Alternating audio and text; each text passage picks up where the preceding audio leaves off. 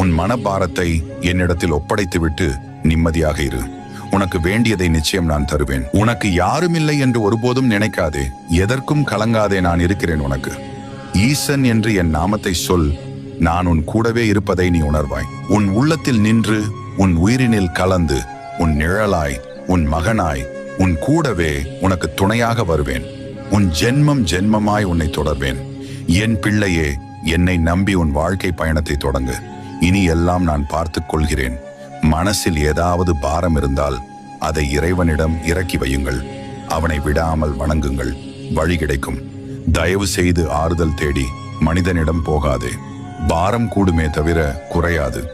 யாரையும் ஏமாற்றும் எண்ணத்தோடு பழகாதே.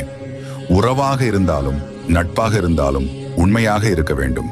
உண்மை நேர்மை எல்லாம் அழியாத சொத்து. காலம் செல்ல செல்லதான் அதன் மகத்துவம் தெரியும்.